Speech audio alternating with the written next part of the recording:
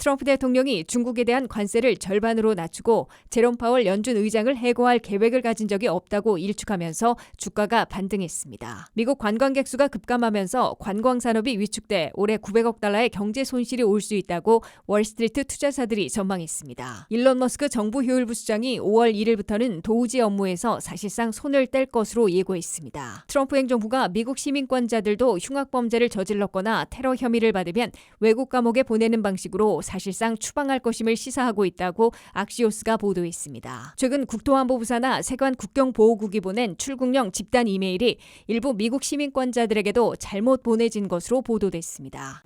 시청자 여러분 안녕하십니까? 워싱턴 뉴스 투데이입니다. 트럼프 대통령이 중국과의 관세 전쟁과 제롬 파월 연준 의장 해고 압박에서 입장을 전환하면서 주가가 반등하고 불경기 우려가 완화되고 있습니다. 트럼프 대통령은 제롬 파월 연준 의장을 해고할 계획을 가진 적이 없다고 일축했고 중국산에 대한 145% 관세율을 절반 정도로 낮출 것을 고려하고 있는 것으로 월스트리트 저널이 보도했습니다. 한면태 기자가 보도합니다. 도널드 트럼프 대통령이 긴장을 최고조로 끌어올렸다가 빅딜을 모색하는 특유의 치고 빠지기를 재현하고 있습니다. 트럼프 대통령은 최근 주가를 폭락시키고 채권 시장을 유동치게 만들었으며 물가 불안과 불경기 가능성을 높였던 중국과의 벼랑 끝 관세 전쟁, 제롬 파월 연준 의장 해고 조짐에서 동시에 전격 입장을 바꿨습니다. 첫째, 트럼프 대통령은 중국산에 대한 관세율을 145%까지 끌어올려 중국도 125%로 맞대응토록 만들었으나 이를 획기적으로 낮춰 최소 절반으로 하향 조정할 것으로 예고하고 있습니다. 145% is very high, and it won't be that high. It's not going to be that high. It got up to that. We were talking about fentanyl, where various elements built it up to 145. No, it won't be anywhere near that high. What level do you think it'll come down to if you haven't? It'll come down substantially, but it won't be zero. 트럼프 대통령은 기자들에게 중국에 대한 관세율은 너무 높게 됐다며 그렇게 높게 가지는 않고 제로는 아니지만 획기적으로 내리게 될 것이라고 공개 언급했습니다. 트럼프 행정부는 현재 145%인 중국산에 대한 관세율을 절반 정도인 50 내지 65% 사이로 낮출 것을 고려하고 있다고 월스트리트저널이 보도했습니다. 또한 미국의 안보 이익과 상관없는 중국산에는 35%의 관세만 부과하고 역으로 민감한 전략물자에는 100%를 부과하게 될 것으로 월스트리트저널은 전했습니다. 둘째, 트럼프 대통령은 제롬 파월 연준 의장을 임기 전에 해고할 의사는 전혀 없다고 공언했습니다. No, I have no intention of firing him. I would like to see him be a little more active in terms of his idea to lower interest rates. This is a perfect time to lower interest rates. It would be good timing. It could have taken place earlier. But no, I have no intention to fire him. 트럼프 대통령은 기자들에게 나는 연준 의장을 한 번도 해고할 계획을 가진 적이 없다고 일축하고 언론들이 그렇게 끌고 갔을 뿐이라고 반박했습니다. 그러나 트럼프 대통령은 바로 전날에도 기준금리 인하를 거부하고 있는 파월 의장을 메이저 루저라고 비난해 주가 폭락을 불러왔습니다. 이에 앞서 내년 5월 말까지인 파월의 임기 만료가 빠르게 오지 않고 있다면서 해고 가능성을 시사했고 참모들과 연준 의장을 해고할 권한이 있는지 해고 방식을 연구해 온 것으로 월스트리트저널은 지적했습니다. 트럼프 관세 전쟁과 파월 압박으로 최근에도 수조 달러를 증발시키는 주가 폭락과 미 국채 시장의 요동, 물가 불안과 불경기 가능성 상승 등을 동시다발적으로 불러오자 입장을 전격 전환한 것으로 해석됩니다. WKTV 뉴스 한면택입니다. 최근 미국을 찾는 외국인 관광객 수가 급감하고 있는 것으로 나타났습니다. 경제 전문가들은 이 같은 추세는 트럼프 대통령의 관세 정책과 대외 발언 탓으로 보고 있는데요. 관광 산업의 위축은 미국 경제 전반에도 부정적인 영향을 미쳐 올해 최대 900억 달러의 경제 손실을 입을 수 있다고 월스트리트 투자사들이 전망했습니다. 홍의진 기자의 보도입니다. 미국은 오랫동안 전 세계 여행자들의 버킷리스트 상위권에 오르던 인기 여행지였지만 최근 그 흐름이 바뀌고 있습니다. 외국인 관광객들이 미국을 기피하는 움직임이 뚜렷해지고 있습니다. 캐나다와 유럽 국가들에서의 여행도 급감하고 있으며 특히 캐나다에서의 미국행 항공권은 70% 이상 감소했습니다. 전문가들은 이러한 추세의 주요 원인으로 트럼프 대통령의 무역 정책과 대외 발언을 지목하고 있습니다. 트럼프 대통령은 보호무역주의를 앞세워 각국에 고유 관세를 부과하고 이민 및 외교 정책에 있어서도 강경한 입장을 유지했습니다. 이로 인해 일부 국가에서는 미국 방문을 기피하는 분위기가 형성되었고 일부 지역에서는 미국산 제품에 대한 불매운동도 벌어지고 있습니다. 미국 관광산업이 트럼프 대통령의 관세 정책과 외교적 긴장 구조의 여파로 위축되고 있는 가운데 최대 900억 달러의 경제적 손실이 발생할 수 있다는 전망이 나왔습니다. 최근 골드만삭스는 고객들에게 보낸 보고서에서 외국인의 미국 방문 감소와 미국산 제품 구매 감소가 동시에 일어날 경우 미국이 올해 최대 900억 달러의 수익 손실을 입을 수 있다고 분석했습니다. 이 보고서는 트럼프 대통령이 지난 4월 대규모 관세 정책을 발표하기 직전인 3월 31일에 작성된 것으로 일부 관세는 이후 철회되었지만 그 여파는 여전히 지속되고 있습니다. 투어리즘 이코노믹스 경제 전문 분석기관은 트럼프 대통령이 태도를 완화하더라도 이미 생긴 부정적 인식은 쉽게 회복되지 않을 것이라고 말했습니다. 상황이 완전히 정착되고 사람들이 다시 미국에 긍정적인 시선을 갖게 되기까지는 시간이 걸릴 것이라고 덧붙였습니다. 전문가들은 팬데믹 이후 회복세를 보이던 글로벌 관광산업은 최근 지정학적 리스크와 보호무역 강화 움직임에 다시 제동이 걸리는 분위기라고 말했습니다. 국제정세와 정책 변화는 관광산업뿐 아니라 지역사회의 일상에서도 직접적인 영향을 미치고 있습니다. 외국인 관광객의 감소는 숙박업과 식당, 소매점 등 지역경제 전반에 영향을 미치며 궁극적으로는 시민들이 이용하는 공공서비스의 재원에도 영향을 줄 수 있습니다.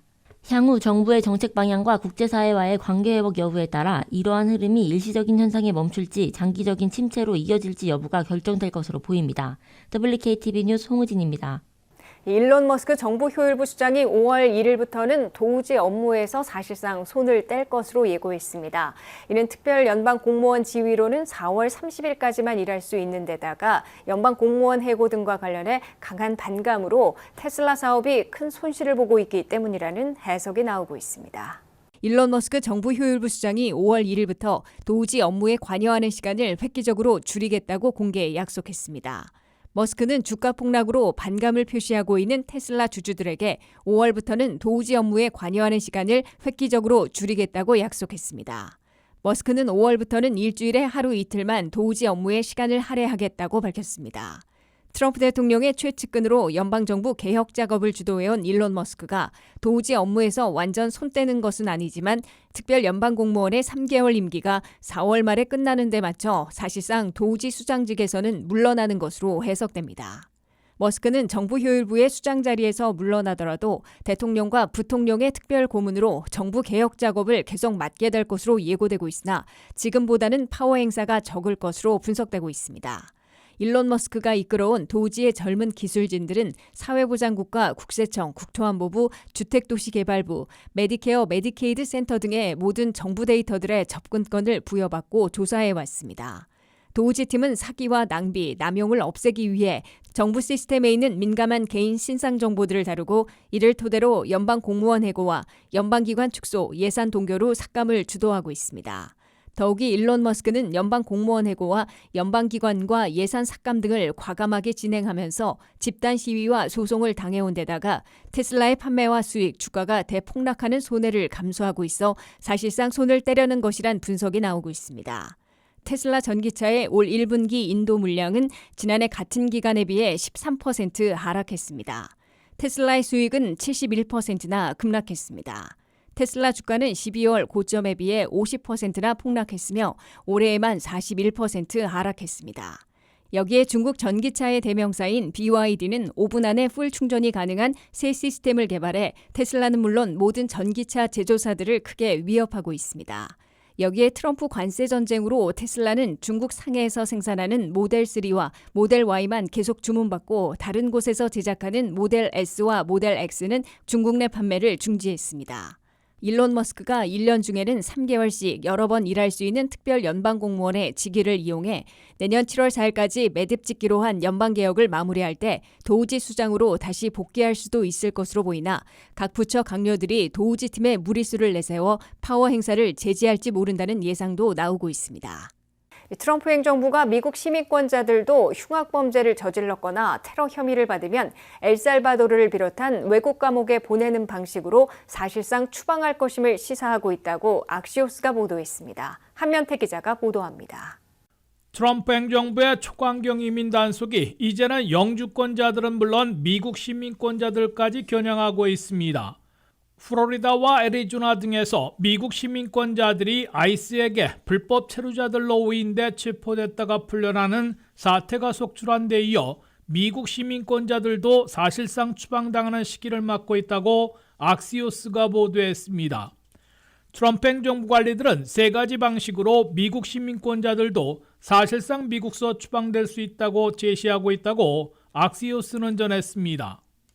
첫째, 미국 시민권자들일지라도 형사범죄 유죄 판결을 받으면 엘살바도르 등 외국 감옥으로 보낼 수 있다고 트럼프 행정부 관리들은 경고하고 있습니다.